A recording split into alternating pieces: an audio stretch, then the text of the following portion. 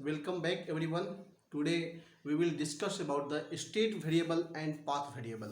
चलिए स्टार्ट करते हैं क्या होता है स्टेट वेरिएबल और पाथ वेरिएबल। वो समझाने से पहले आज मैं आपको समझाऊंगा कि किसी भी सिस्टम का स्टेट का मीनिंग क्या होता है।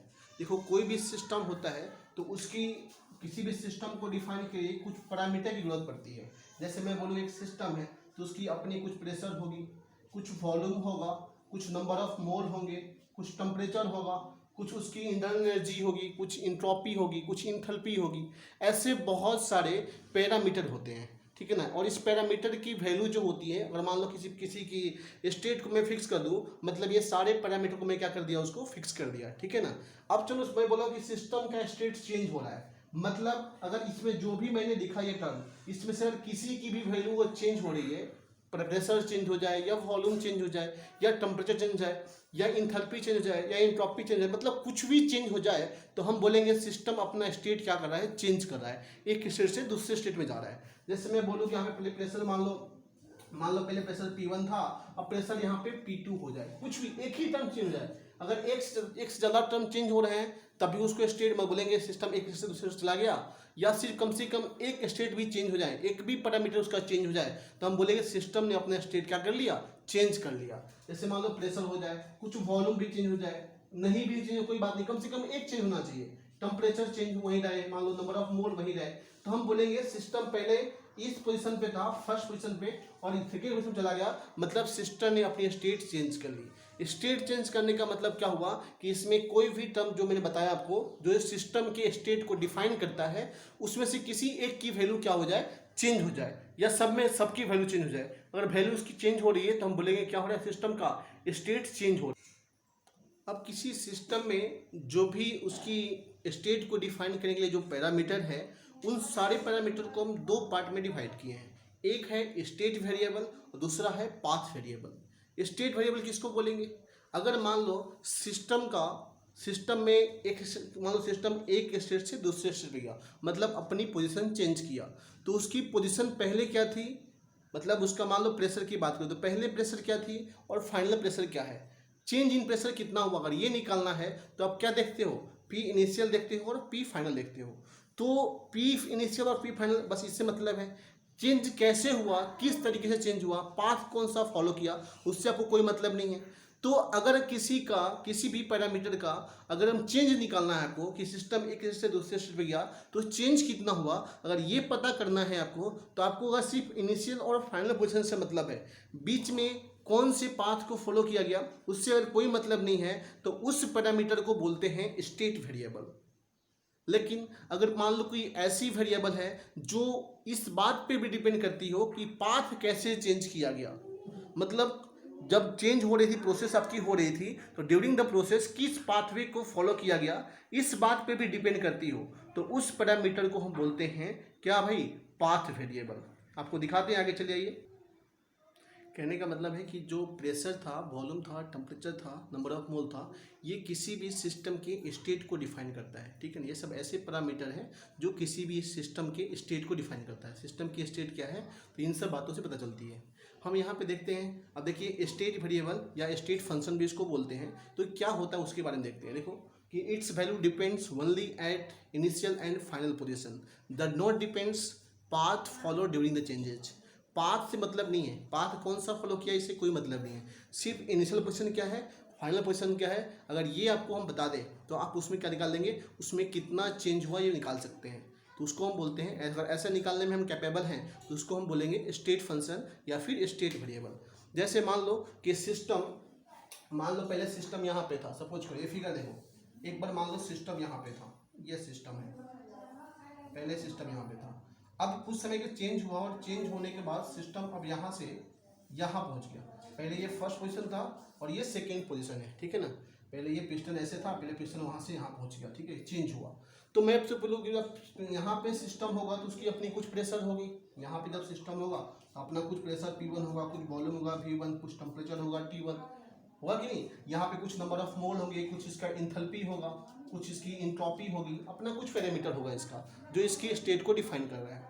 अब सिस्टम यहाँ से यहाँ पे चला आया तो इसकी प्रेशर चेंज हो गई होगी, मान लो प्रेशर इसकी P2 हो गई, इसका वॉल्यूम V2 हो गया, टेम्परेचर आपका T2 हो गया, कुछ चेंज हुआ, इंट्रॉपी भी चेंज हो गई होगी, मान लो इंट्रॉपी H2 हो गया।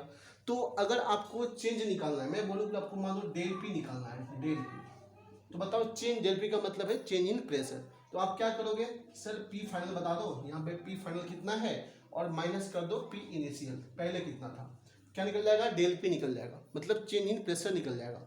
तो बताइए क्या आप चेंज इन प्रेशर निकालने के लिए कभी भी इस बात पे ध्यान दिए थे क्या कि पाथ कैसे चेंज हुआ, मतलब यहाँ से सिस्टम यहाँ पे कैसे गया, उससे कोई मतलब नहीं, इसमें क्या कांस्टेंट था, क्या क्या चेंज हो रहा था, उससे कोई मतलब नहीं है। अगर हमें चेंज इन प्रेशर निकालना है तो हमें बस फाइनल वॉल्यूम चाहिए और इनिशियल वॉल्यूम चाहिए, बीच में क्या हुआ उससे कोई मतलब नहीं है। तो ऐसे वेरिएबल को बोलते हैं स्टेट फंक्शन या स्टेट वेरिएबल बोलते हैं। जैसे मैं बोलो बताओ चेंज इन टेम्परेचर कितना हुआ, तो आप क्या बोलोगे सर, टी फाइनल में से टी इनिशियल माइनस कर दो, आपका चेंज निकल जाएगा। मैं उसी तरह पूछूं आपसे कि बताओ चेंज इन वॉल्यूम कितना हुआ, तो बताओ वी इनिशियल पहले ये वॉल्यूम था और ये क्या है वी फाइनल वॉल्यूम है, तो वी फाइनल में से वी इनिशियल माइनस होता है, ये क्या हुआ, ये वॉल्यूम निकल जाएगा कि आपका रिजल्टेंट कितना इंक्रीमेंट हुआ, तो V final minus V initial कर दो।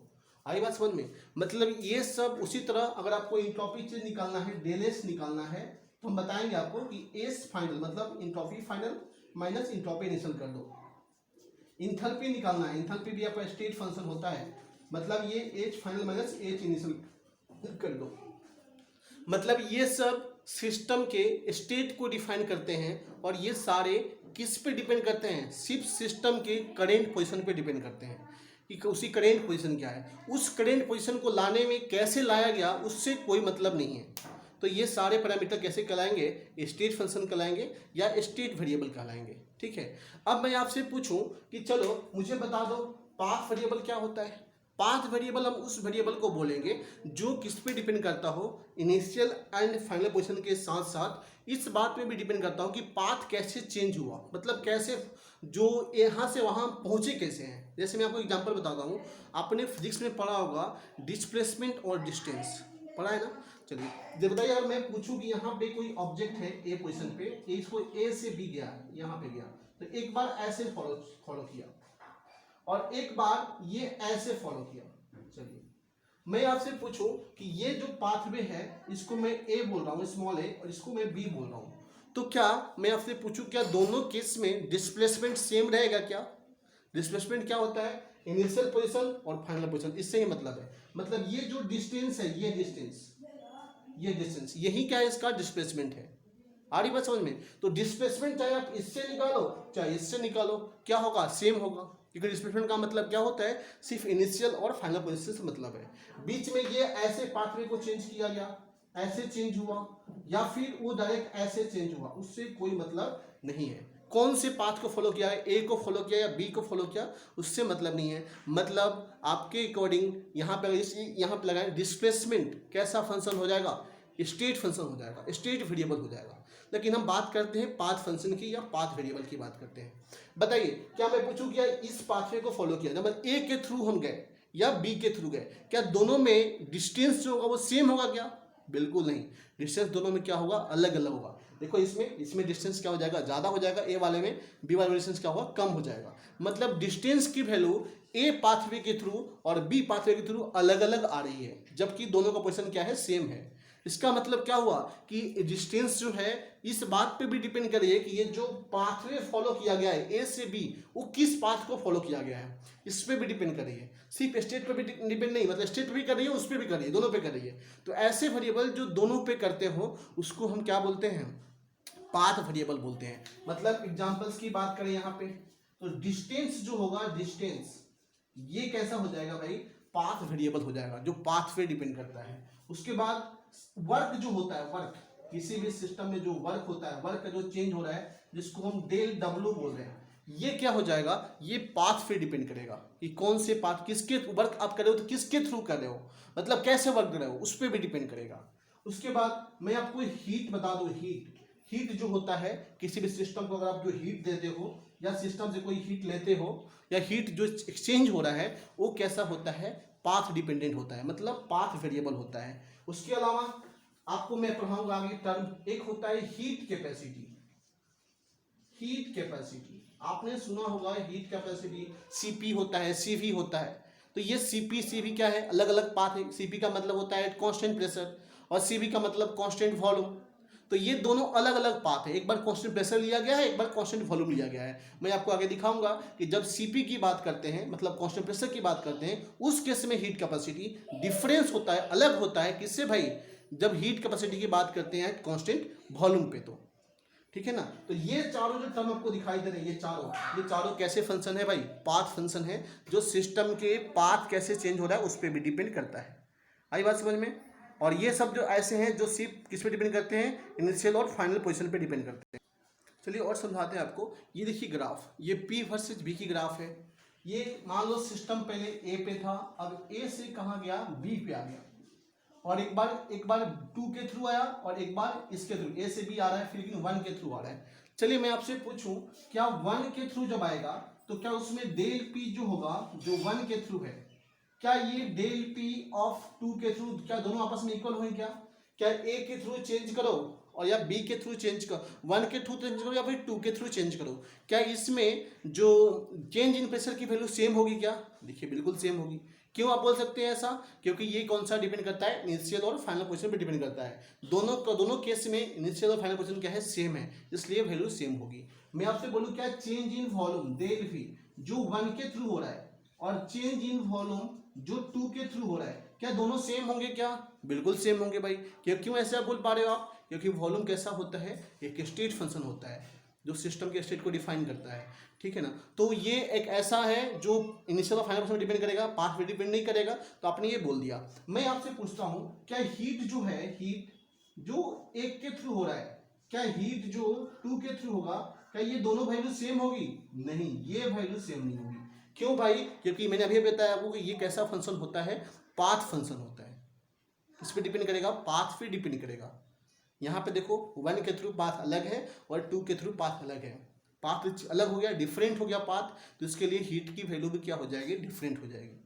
मैं आपसे पूछूं, क्या वर्क डन जो होगा 1 के थ्रू और वर्क डन जो हो रहा है 2 के थ्रू, क्या ये दोनों सेम होंगे? क्या बिल्कुल नहीं, वर्क डन सेम दोनों केस में नहीं होगा। क्यों ऐसा भाई? क्योंकि ये कैसा फंक्शन है? पाथ फंक्शन है। ये पोजीशन के साथ साथ, इनिशियल और फाइनल पोजीशन के साथ साथ पाथ पे भी डिपेंड करता है, कैसे पाथ को फॉलो किया गया है। आई बात समझ में? चलिए एक इसका इंपॉर्टेंट चीज़ बता रहे हैं आपको कि अगर हम साइक्लिक प्रोसेस की बात करें, साइक्लिक प्रोसेस क्या होता है? जब सिस्टम घूम फिर के फिर वहीं पहुंच जाए, मतलब जब इनिशियल पोजीशन और फाइनल पोजीशन किसी भी सिस्टम का सेम हो जाए, मतलब चेंज स्टार्ट हुए और घूम फिर के फिर सिस्टम जहाँ पे था वहीं पे आ जाए, तो उस प्रोसेस को बोलते हैं साइक्लिक प्रोसेस। साइक्लिक प्रोसेस पढ़ाएंगे आपको अलग से, हालांकि थोड़ा सा बता देते हैं। साइक्लिक प्रोसेस में क्या होता है? कई सारे प्रोसेस को मिलने से क्या बनता है? साइक्लिक प्रोसेस बनता है। जैसे यहाँ पे देखिए, A से B प्रेशर कांस्टेंट है, B से C अपना वॉल्यूम कांस्टेंट है, फिर C से D प्रेशर कांस्टेंट है, D से A वॉल्यूम क्या है? कांस्टेंट है। मतलब ये जो कई सारे प्रोसेस को मिला दिया गया, जैसे आप पढ़ेंगे आपके आइसोबारिक, आइसोकोरिक, कई सारे प्रोसेस को मिला दिया गया, तो उस सारे को मिलाने के बाद क्या बन गया? अपना साइक्लिक प्रोसेस बन गया। तो साइक्लिक प्रोसेस में देखिए, सिस्टम कहाँ A से चलना शुरू किया था, A से B गया, B से C गया, C से D और D से A, फिर फाइनली कहाँ पहुंच गया?